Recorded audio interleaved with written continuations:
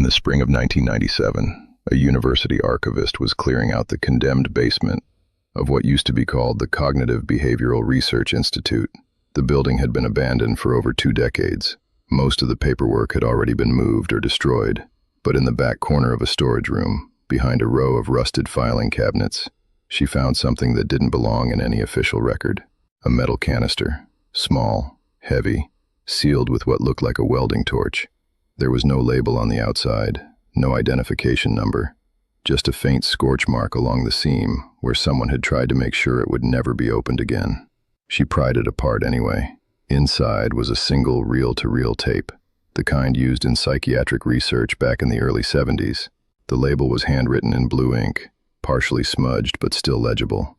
It read, Session 23, March 1971, and stamped across it in red, almost too faint to see, were the words, Discontinue. Do not archive. The tape itself was in poor condition. The magnetic coating was flaking near the edges. Parts of it had degraded from years of sitting in a damp, unventilated room, but it was still playable. When she ran it through an old machine in the archive lab, it started mid-conversation. No introduction, no identification of the participants, just a voice, male, calm, answering a question she hadn't heard. The recording quality was clean, clinical, the kind of sterile audio you'd expect from a controlled environment. And for the first several minutes, it sounded like nothing more than a routine therapy session. The man was talking about a memory, a fishing trip with his father when he was 9 years old. His voice was warm, a little nostalgic. He described the lake, the smell of the water, the way his father taught him to cast the line. Everything about it felt normal. And then, at exactly 14 minutes and 12 seconds, something changed.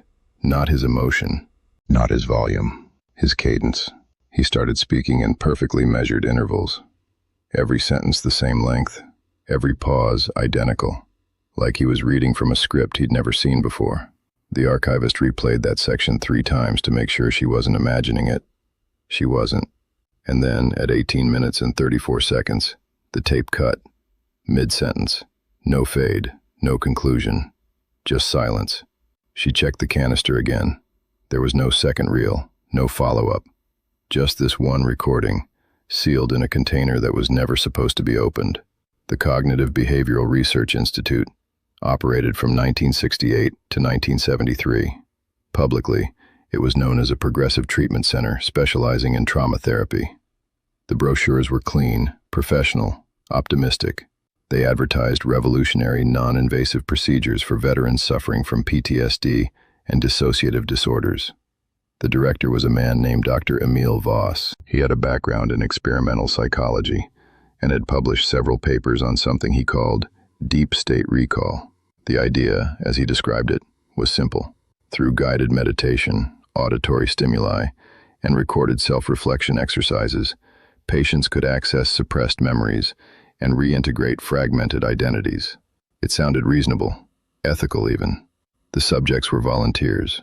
Most of them were combat veterans, men who had come back from war with holes in their memory, men who wanted to remember, men who wanted to feel whole again.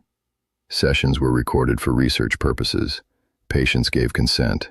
Everything was documented. Everything appeared controlled. For 5 years, the Institute operated without incident.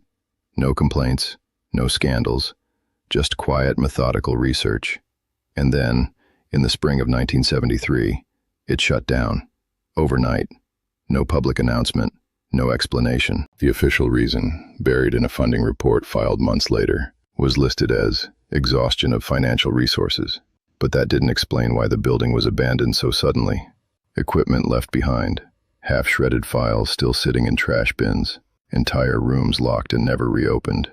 When former staff members were interviewed decades later, they remembered strange things, small things, details that didn't make sense at the time but stuck with them anyway. One nurse recalled that several patients over the course of different sessions started using the exact same phrasing, not similar, identical, word for word, as if they were all reading from the same internal script. A research assistant mentioned that certain session recordings were deleted without explanation, not lost, deliberately erased. And when she asked why, she was told it was a clerical error.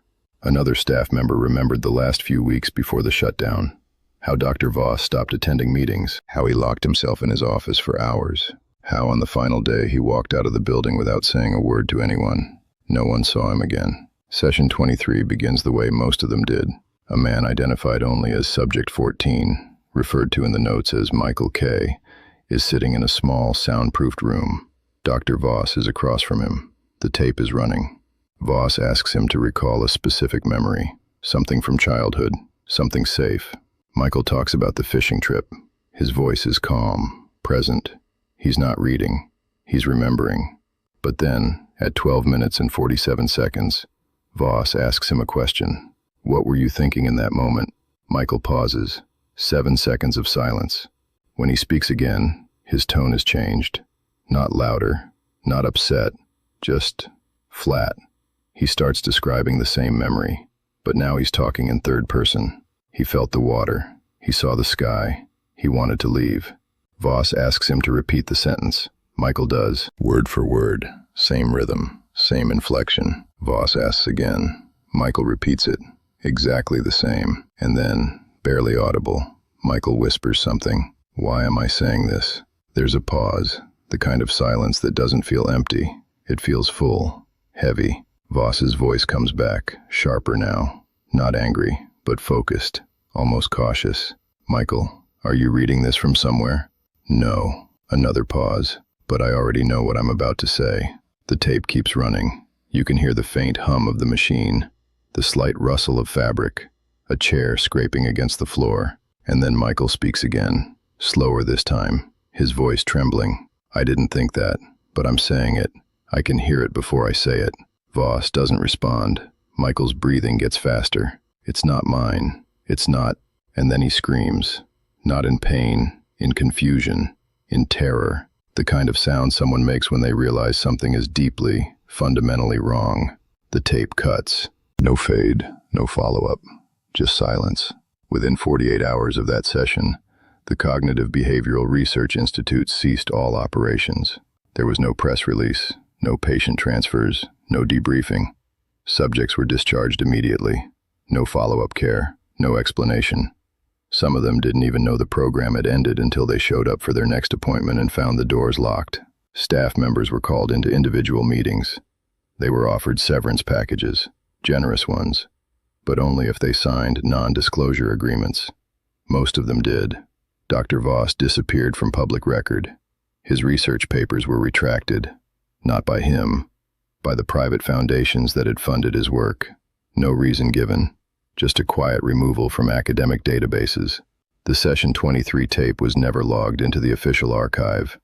According to the Institute's own filing system, it didn't exist.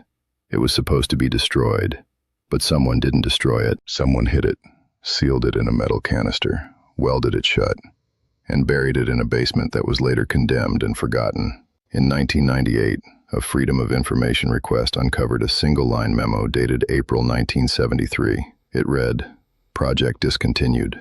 Materials quarantined. Do not reproduce findings." That was it. No elaboration, no accountability, no explanation. But there was something else.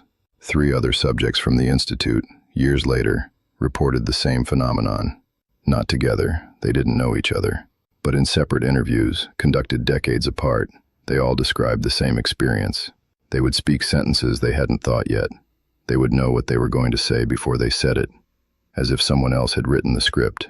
The tape still exists. It sits in a private collection now, rarely played, rarely discussed. Those who have heard it all describe the same thing. Not what Michael says, but how he says it.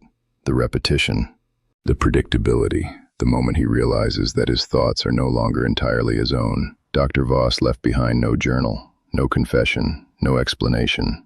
But in his final published paper, the one that was quietly withdrawn just weeks before the Institute shut down, there was a single line buried in the acknowledgments. To those who spoke what they did not choose to think. What did they discover in that room? Was it hypnosis? Suggestion? Some form of deep conditioning that went too far? Or was it something else? Something that proved consciousness itself could be quietly rewritten, and the subject wouldn't resist, because they wouldn't even know. The tape ends mid-sentence, but if you listen closely, in the silence after Michael screams, there's something else.